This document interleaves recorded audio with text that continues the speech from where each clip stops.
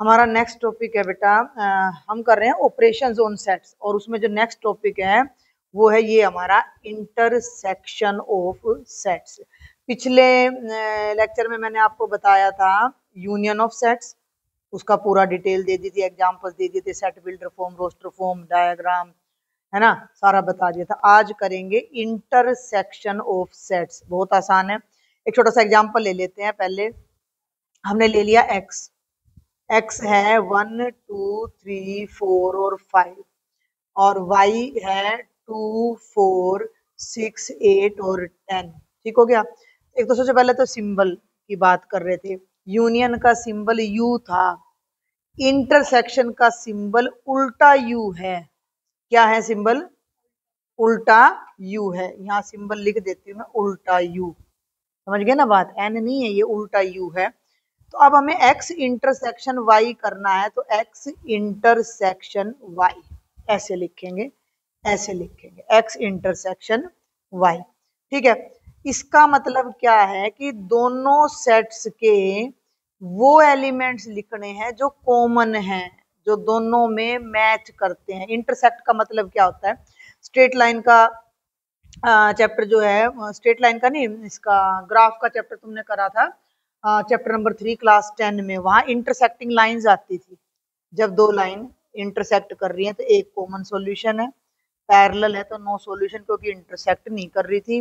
और दोनों लाइन आपस में पूरी की पूरी एक दूसरे से मिल गई तो इनफाइनाइट। यानी जहां इंटरसेक्ट करता है वो हमारा कॉमन सॉल्यूशन हो जाता है। ठीक है, समझ में आ रही मेरी बात? तो इंटरसेक्ट का मतलब जहां पर ये दोनों सेट एक दूसरे से मिलते हैं, या दोनों के कॉमन एलिमेंट्स। तुम इसे एक उदाहरण से ये भी समझ सकती हो कि ये 5 बच्चे डांस में भाग ले रहे हैं। मैं बार बार इस एग्जांपल को देती हूँ। या तुम ऐसे कह सकते हो कि ये 5 बच्चे मैथ्स ले रहे हैं, ये 5 बच्चे हिस्ट्री ले रहे हैं। तो वो बच्चे बताने जो मैथ्स भी पढ़ रहे हैं और हिस्ट्री भी पढ़ रहे हैं। बताओ। 2 मैथ्स में भी है और हिस्ट्री में भी है, 4 पहले सेट में भी है और दूसरे में भी है। बस इंटरसेक्शन में केवल वही एलिमेंट्स आएंगे जो दोनों सेट्स में मैच करते हो। ये हमारी होती है रोस्टर फॉर्म। लॉजिक समझ में आ गया? और अगर इसको सेट बिल्डर फॉर्म में लिखूं, एक्स इंटरसेक्शन वाई में वो एक्स आएंगे जो एक्स हमारा एक्स को भी बिलोंग करता है, एंड एक्स जो है वो वाई को भी बिलोंग करता है। एंड का मतलब दोनों में। यूनियन का मैं एक बार याद दिला दूं कि एक बार सिंपल लिख लूं, फिर ये इरेज हो जाएगा। एक्स यूनियन वाई मैंने आपको बताया था, एक्स बिलोंग्स टू एक्स और एक्स बिलोंग्स टू वाई। इस सेट में जो एलिमेंट आएगा वो या तो एक्स में मिलेगा या वाई में, या दोनों में भी हो सकता है। लेकिन इंटरसेक्शन का मतलब है कि वो एक्स में भी होगा और वाई में भी होगा। तो तूने एक बात का ध्यान रखना है कि और वर्ड जब भी सेट की भाषा में आए तो हम यूनियन की बात कर रहे हैं, और एंड वर्ड जहां सेट के अंदर आ जाए तो हम वहां इंटरसेक्शन की बात कर रहे हैं। एनसीईआरटी का मैथ्स करना बिल्कुल भी मुश्किल नहीं है, मैं बार बार कह रही हूँ। लेकिन अगर हम कुछ स्पेशल और सीखना चाह रहे हैं, मिसलिनियस करना चाह रहे हैं, एक्स्ट्रा क्वेश्चंस करना चाह रहे हैं, टेस्ट की तैयारी करना चाह रहे हैं, तो बेसिक क्लियर होना जरूरी है। तो अब जल्दी से सीधा एग्जाम्पल पे आ जाते हैं। ये है अपना example number 15। Consider the sets A and B of example number 12। तो अब मैं एक बार एग्जाम्पल नंबर 12 पे वापिस आ जाती हूँ। ये रहा एग्जाम्पल नंबर 12। देखो वैसे तो ये है अपना एग्जाम्पल नंबर 15, लेकिन उसमें जो स्टेटमेंट लेनी है वो यही वाली लेनी है। तो ए हो गया 2 4 6 8, और बी हो गया 6 8 10 12। ए की और इंटरसेक्शन बी निकालना है। तो दोनों सेट में क्या क्या मैच कर रहा है भाई? 6, ये ब्रैकेट ध्यान से लगा, खत्म। दैट्स ऑल, कुछ भी नहीं। अब तुम कहोगे ये तो बहुत इजी है। इजी तो है, बेस तो समझेंगे, लेकिन बेस के बाद जो अलग अलग तरह के क्वेश्चंस आते हैं वो भी करने आने चाहिए। कई बार ऐसा भी हो जाता है कि एक भी एलिमेंट ना मैच करे। 16 देखो, consider the set X and Y of example number 14 and find X intersection Y. हम पहले ही कर लेते हैं इसको, है ना। ये वाला लेना है, ये वाला 14 ये वाला, ठीक है। क्वेश्चन नंबर 16 में एलिमेंट्स ये लेने हैं। तो एक्स का मतलब है राम, गीता, अकबर, अकबर का ए के ले लिया मैंने। और वाई सेट का मतलब है गीता, डेविड और अशोक का ए एस ले लिया मैंने। अब इन दोनों की इंटरसेक्शन करोगे तो कौन कौन से एलिमेंट हैं? गीता के लिए, बात हमने कल भी देख ली थी, गीता के लिए ऐसी लड़की है जो दोनों मैच खेल रही है, तो इंटरसेक्शन में केवल गीता आ जाएगी। अब चलते हैं एग्जाम्पल नंबर 17 पर। देखो ये है एग्जाम्पल नंबर 17। क्या कहता है कि ए ये सेट है, बी ये सेट है, find A intersection B and show that कि ए इंटरसेक्शन बी बी के ही बराबर है। ध्यान से देखना, ये बात एक मैंने कल बताई थी, आज दोबारा रिपीट करूंगी। 1 2 3 4 5 6 7 8 9 और 10, और बी का मतलब है 2 3 5 और 7। जब तुम इंटरसेक्शन करोगी तो क्या मैच कर रहा है? 2 से तो 2 मैच कर रहा है, 3 से 3 कर रहा है, 5 से 5 कर रहा है और 7 से 7 कर रहा है। कॉमन फैक्टर HCF में लेते थे, वैसे कॉमन एलिमेंट्स लेने हैं 2 3 5 और 7। और ये तो फिर से सेट कौन सा आ गया? बी आ गया। ऐसा क्यों हुआ? थोड़ा सा तुम ध्यान दोगी तो जो बी है, बी के सारे एलिमेंट्स ए के अंदर है। मैं ऐसा कह सकती हूँ कि भैया जो बी है वो सबसेट है ए का, है ये बी है और ये ए है, और ये जो बी है ये पूरे का पूरा ए के अंदर है। तो जब इनके कॉमन एलिमेंट्स लेंगे तो ये वाला सेट आ जाएगा बी। बी ए का सबसेट है, इसलिए जो दोनों की इंटरसेक्शन है वो बी बनेगी। इस रिजल्ट को मैं एक बार फिर स्पेशल लिखूंगी तुम्हारे लिए। दो रिजल्ट्स हैं ये, एक मैंने कल बताया था यूनियन में कि अगर बी ए का सबसेट है तो जब दोनों की यूनियन करोगे तो बड़े वाला सेट आएगा। यूनियन को मैं येलो कलर से कर रही हूँ, ये यूनियन है, ठीक है। ए के भी एलिमेंट्स और बी के भी, तो बी के एलिमेंट तो ए के अंदर ही हैं तो पूरा ए आ जाएगा। और दूसरा रिजल्ट क्या है कि अगर बी ए का सबसेट है तो जो दोनों की इंटरसेक्शन है वो छोटे वाला सेट आएगा। यूनियन हमेशा अगर एक सेट दूसरे का सबसेट है तो यूनियन में सुपर सेट आता है और इंटरसेक्शन के अंदर सबसेट आता है। कल मैंने एग्जाम्पल एक और भी दिया था, अगर आपको और कुछ दिमाग में ना आए तो अपने दिमाग से खुद एग्जाम्पल्स बनाने की कोशिश किया करो कि भैया ये अपना स्कूल है, हो गया, और ये तुम्हारी 11th क्लास है, ये तुम्हारी 11th क्लास है, ठीक है। अब इनकी अगर यूनियन करोगे, स्कूल और 11th को मैं ई से लिख दूं तो स्कूल यूनियन 11th, यानी स्कूल के भी बच्चे और 11th के भी सारे बच्चे, तो मिला के दोबारा स्कूल ही आ जाएगा। लेकिन अगर मैं स्कूल और 11th क्लास में जो बच्चे कॉमन हैं, जो स्कूल में भी है और 11th में भी है, तो पूरी की पूरी 11th क्लास ही आएगी। तो इंटरसेक्शन में छोटा सेट आता है, यूनियन में हमेशा बड़ा सेट आता है अगर एक सेट दूसरे का सबसेट है। तो ये बहुत ही इंपॉर्टेंट बातें हैं जो हम थोड़ा सा ध्यान रखेंगे तो अच्छा रहेगा। अब मैं एक बार इसका वेन डायग्राम और बताती हूँ। एक डायग्राम तो देखो ये बता दिया मैंने, एक वेन डायग्राम तो ये बता दिया, फिर भी मैं दो तरीके से अपना एक और पहले एक एग्जाम्पल और ले दूं वेन डायग्राम से पहले। देख एक छोटा सा एग्जाम्पल और बताती हूँ अपने दिमाग से।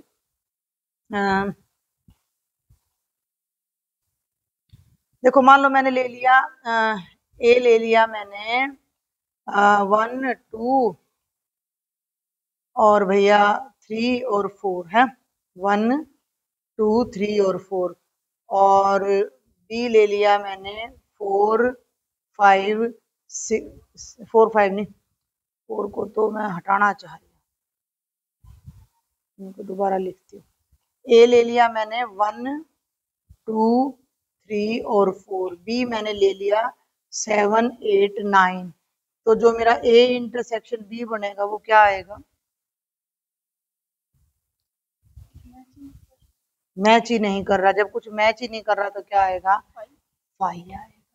तो कई बार ऐसा भी हो जाता है कि दोनों सेट्स में कुछ भी मैच ना करे तो एम्प्टी आ जाती है हमारी इंटरसेक्शन कई बार। ठीक है, अगर मैं 11th और 12th के बच्चों की इंटरसेक्शन करूं कि भैया यहाँ 11th ले लूं और यहाँ 12th ले लूं तो कुछ भी मैच नहीं करेगा। जो बच्चे 11th में है वो 12th में नहीं पढ़ते।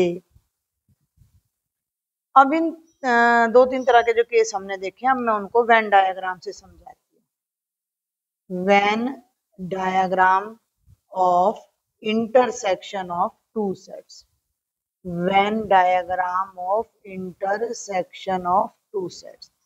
एक तो क्या है, ये सबसे पहले तो ये जरूर पता होना चाहिए कि हमारा एक बड़ा सेट तो है ही है, हो गया। और ये है हमारा सेट ए और ये है हमारा सेट बी। कर तो हम इसको कल भी चुके हैं, ए और बी। तो जहां दोनों के एलिमेंट्स मिलते हैं वो एरिया ये है। कल भी अपन ने जो लेक्चर किया था उसमें भी ऐसे कॉमन एरिया आ रहा था। तो ये जो कॉमन एरिया है वो ए इंटरसेक्शन बी को दिखाता है। लेकिन अगर इस तरह का कोई केस आ जाए, इस तरह का, तो हम क्या करेंगे उस केस में? अब ये देखो कि मान लो ये हमारा है कौन सा सेट? Universal set. ये ए है और भाई ये अपना बी है। ये मैंने दूर दूर क्यों बनाए हैं ए और बी? कुछ भी मैच नहीं कर रहा तो इंटरसेक्शन कुछ भी नहीं है, तो एम्प्टी है तो भी हम उसको, एम्प्टी का मतलब खाली, कहीं जब कहीं शेड ही नहीं कर रखी, इस पूरे एरिया में मैंने कहीं भी रंग नहीं भर रखा, इसका मतलब इनमें कुछ भी मैच नहीं कर रहा। और अभी एक वेन डायग्राम ये बताया था मैंने तुम्हें, ये देखो ये भी इंटरसेक्शन थी। अब इसमें तो ओच पोच हो रहा है थोड़ा सा, एक बार मैं दोबारा दिखा देती हूँ कि कई बार इंटरसेक्शन में क्या आ जाता है कि अगर एक सेट दूसरे का सबसेट हो, है ना। ये तो है बी और ये है अपना ए, ये बी है और ये ए है, तो ये जो है ना ये ए इंटरसेक्शन बी है। तो इस तरीके से भी हम ए इंटरसेक्शन बी को वेन डायग्राम से रिप्रेजेंट कर सकते हैं। इसने यहाँ ये कर रखा है वेन डायग्राम से कर रखा है। एक बार बुक को जरूर देखा करो, टीचर के बताने के बाद भी। ये तो अपना यूनिवर्सल सेट है और ये भी अपना यूनिवर्सल सेट। मैं यहाँ भी बना सकती थी, इसके अंदर भी, मैंने नहीं बनाया। तो ये अपना देखो ये हिस्सा जो मैच कर रहा है ना, ये अपना इंटरसेक्शन है और इसके अंदर खाली है। क्लियर हो गया? जैसे ये एक एग्जांपल दे भी रहा है, एक बार यहाँ ध्यान दो कि कई बार क्या होता है कि एलिमेंट्स मैच नहीं करते। If A and B are two sets such that their intersection is empty, then A and B are called disjoint sets. Disjoint का मतलब बिना जुड़े हुए, ज्वाइंट माने जिनमें कुछ मिलता हो। तो हम इसको यहाँ लिख देते हैं छोटी सी डेफिनेशन किसकी? डिसजॉइंट सेट्स की। इन शब्दों को भूलना नहीं है। जब नई भाषा नई चीज कुछ सीखते हैं तो उनको कम से कम 1 से 2 बार रिवाइज कर लिया करो। अगर ए इंटरसेक्शन बी एम्प्टी है तो हम कहेंगे कि A and B are called disjoint sets. दोनों कैसे सेट कहलाएंगे? मतलब कुछ नहीं मिल रहा उनके अंदर आपस में। हो गया। अब जल्दी से कुछ प्रॉपर्टीज हैं, छोटी छोटी सी ये रही कुछ प्रॉपर्टीज, इनकी इतनी जरूरत नहीं पड़ती लेकिन फिर भी पढ़ेंगे जरूर। Properties of intersection of sets. पहली प्रॉपर्टी क्या है? वही ए इंटरसेक्शन बी कर लो या बी इंटरसेक्शन ए कर लो। ए को आगे भी रख लो, बी को पीछे, बी को आगे रख लो, ए को पीछे, कोई फर्क नहीं पड़ेगा। ऐसे ही अगर 3 सेट हैं, ए और बी की इंटरसेक्शन करके फिर सी में वो ढूंढ लो, या पहले बी और सी की इंटरसेक्शन करके फिर ए के साथ इंटरसेक्शन कर दो तो भी सेम है। तीसरा पॉइंट ध्यान से देखना, ए इंटरसेक्शन फाई। हाँ, एक मैं यहां करके दिखाती हूँ आपको अलग से, ए और फाई की इंटरसेक्शन। ए है हमारा 1 और 2, 1 और 2, और फाई का मतलब तो तुझे पता ही है, खाली है। अब इन दोनों में क्या मैच कर रहा है? कुछ भी नहीं, तो खाली आएगा। तो इसी रिजल्ट को इसने यहाँ लिखवा दिया कि ए इंटरसेक्शन फाई कर दो या फाई आगे रख के ए पीछे कर दो, ये फाई ही आएगा। और ए को ए से इंटरसेक्ट करोगे तो ए ही आएगा। ये कि बेचारे ए बी 1 2 है, ए बी 1 2 है, तो दोनों में 1 2 ही मैच करता है। एक यूनिवर्सल सेट का आ जाता है, ए और यूनिवर्सल सेट की इंटरसेक्शन करो। देखो अभी मैं इसका एक एग्जांपल देती हूँ। अभी हमने किया है कि ये तो अपना स्कूल है, ये तो अपना स्कूल है जो कि यूनिवर्सल सेट है, और ये 11th क्लास है। जब इस 11th को इससे इंटरसेक्शन करी तो 11th क्लास ही आई ना। छोटे सेट को बड़े से करोगे तो छोटा ही आएगा। तो किसी भी सेट की इंटरसेक्शन अगर तुम यूनिवर्सल सेट से करते हो तो वो सेट खुद ही आ जाएगा। क्लियर है? एक और है प्रॉपर्टी, वो यूनियन और इंटरसेक्शन को मिला के, देखिए इनके नाम भी है, मैं अब यहाँ नाम लिख नहीं रही। ये कॉम्यूटेटिव लॉ है, ये वाला, ये अपना एसोसिएटिविटी कहलाती है। ठीक है, ये लॉ ऑफ फाई है और law of union universal set है, और इसे आइडेम्पोटेंट लॉ कहते हैं। अभी कोई खास जरूरत है नहीं, एक बार पढ़ लो ताकि यूं ना हो कि जिंदगी में मैंने कभी इसको पढ़ा ही नहीं, कभी कोई जरूरत पड़े तो हम इन्हें याद कर लेंगे। ठीक है, और अब लास्ट है डिस्ट्रीब्यूटिव प्रॉपर्टी, जो कि बहुत इंपॉर्टेंट है, और हम अपनी पिछली कक्षाओं में भी इसको किसी ना किसी तरीके से पढ़ते आ रहे हैं। ये छठा पॉइंट। ठीक है, ये क्या कहता है कि A intersection B union C, पहले दो सेट की यूनियन करके और उस आंसर को ए के साथ अगर इंटरसेक्ट करते हैं तो क्या बनेगा, ध्यान दियो। ये बनेगा ए इंटरसेक्शन बी, पहले इन दोनों की, यानी ए को बी के साथ बांट दो, फिर यूनियन करके पहले ए को बी के साथ बांट दो और फिर ए को सी के साथ बांट दो। समझ में आ रही बात? भाई इंटरसेक्शन बाहर है तो पहले ए की इंटरसेक्शन बी से कर दो यूनियन, फिर ए की इंटरसेक्शन किससे कर दो, सी से कर दो। तो इसको अब हम लिखेंगे ए इंटरसेक्शन बी, पहले इन दोनों की कर दी, यूनियन ए इंटरसेक्शन सी। और इस लॉ का मतलब क्या है कि चाहे इस तरीके से सॉल्व कर लो चाहे इस तरीके से सॉल्व कर लो, आंसर सेम आएगा। इसे डिस्ट्रीब्यूटिव लॉ बोलते हैं, डिस्ट्रीब्यूटिव प्रॉपर्टी बोलते हैं। ठीक है, इनके भी कुछ इसने डायग्राम दे रखे हैं, तो इनको भी मैं एक बार मोटा मोटा जल्दी से तुझे बता देती हूँ कि क्या है ये डायग्राम्स हमारे। ये देखो, इसने यहाँ तो इसी में बता देती हूँ बल्कि कि 3 सेट्स हैं, ये ए है, ये बी है और ये सी है, बी यूनियन सी। देख ये बी और ये सी दोनों को सर्कल कर दिया उठा के, तो ये हो गया बी यूनियन सी। क्लियर हो गया? अब ध्यान देना है, ये ए है, दिख गया, ये बी है, दिख गया, और ये सी है। अब ये कह रहा है ए इंटरसेक्शन बी, तो केवल ए और बी वाला पार्ट तूने देखना है। देख ये ए वाला पार्ट है और ये बी वाला पार्ट है, दिख रहा है?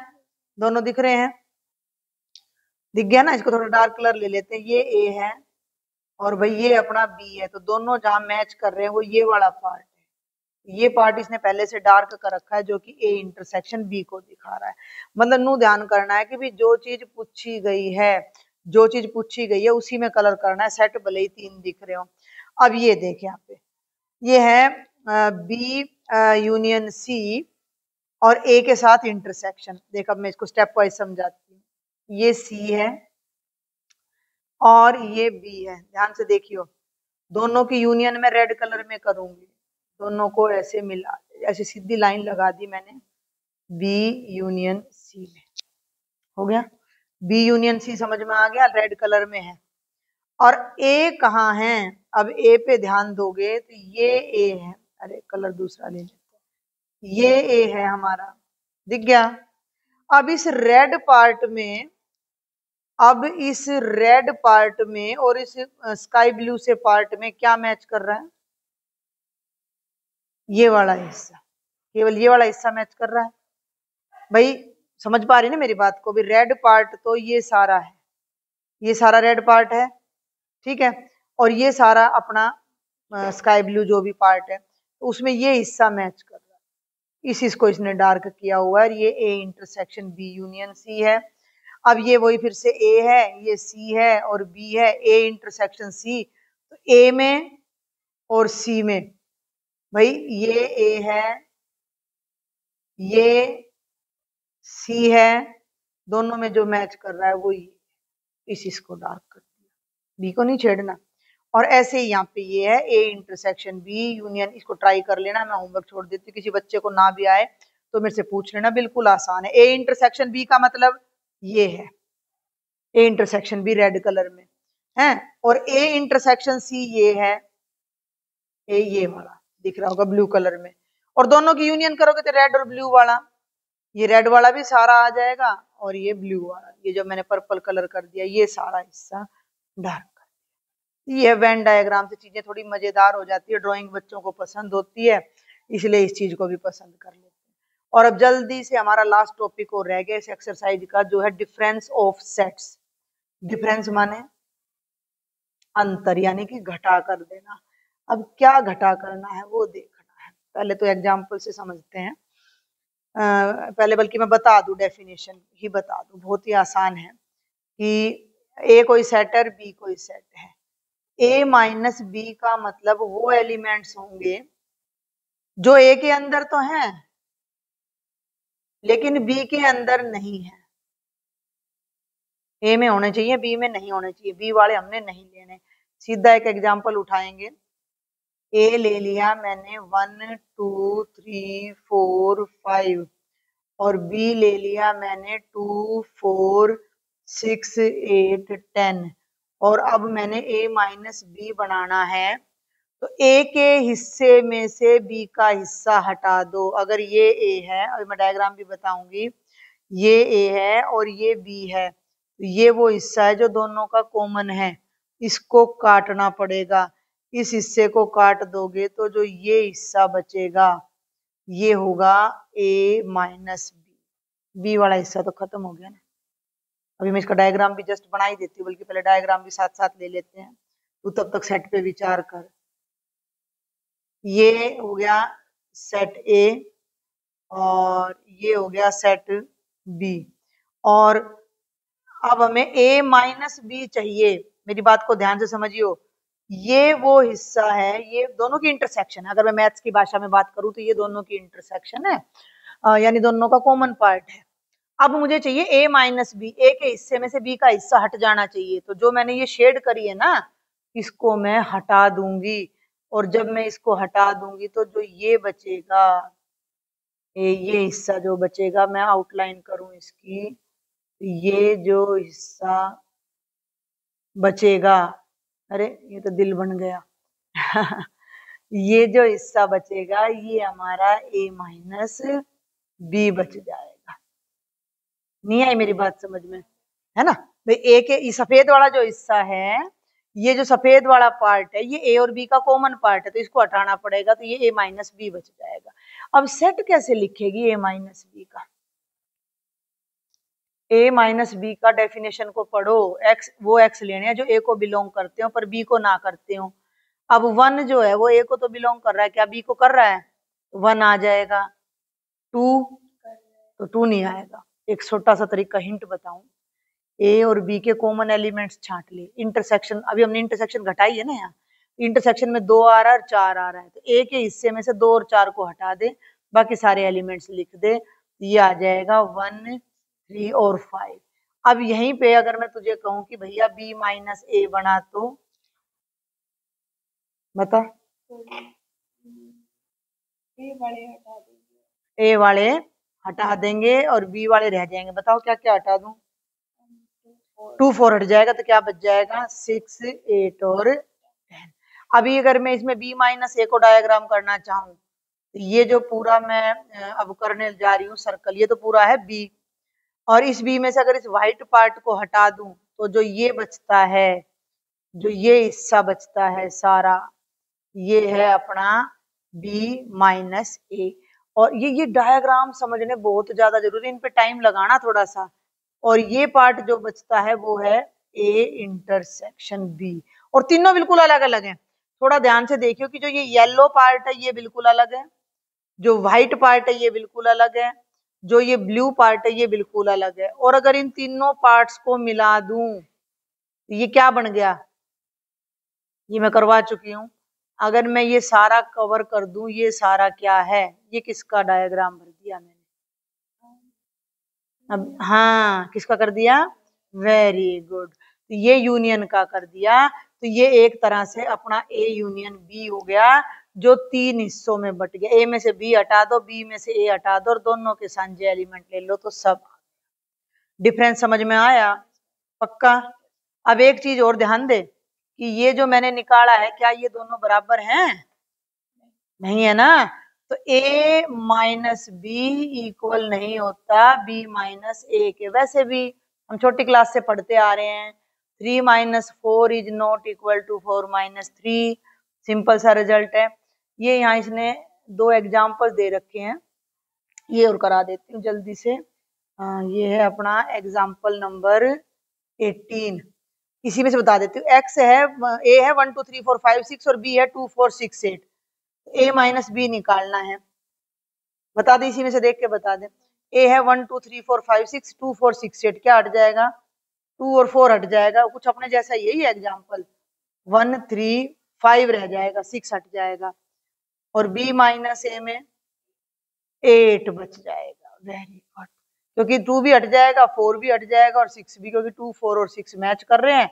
ये जो बच गया ये a माइनस बी बच गया, और ये जो बच गया वो b माइनस है, और दोनों बराबर भी नहीं है। और अब जल्दी से 19th लास्ट एग्जांपल है इस एक्सरसाइज का। v है a e i o u, v है a e i o u, और भैया b है a i k u। v minus B बताओ बिना देखे, v माइनस बी क्या मैच कर रहा है, a मैच कर रहा है, i कर रहा है, और u कर रहा है। इसमें भी a कर रहा है, i कर रहा है, और u कर रहा है। e और o तो बच गए v माइनस बी में, e और o बच गए v माइनस बी में, और b माइनस v करेगी तो खाली k बच जाएगा। क्या ये दोनों बराबर है, बिल्कुल भी बराबर नहीं है। तो ये था कंप्लीट, इसके अलावा कुछ नहीं बचा। ये यहाँ इसने देखो डेफिनेशन जो मैंने तुझे पहले दे दी थी वो इसने यहाँ बाद में दी है। ये बात मैं तेरे को अभी डायग्राम में समझा चुकी हूँ कि ए माइनस, देखिए फिर दोबारा से एक बार देख लेते हैं।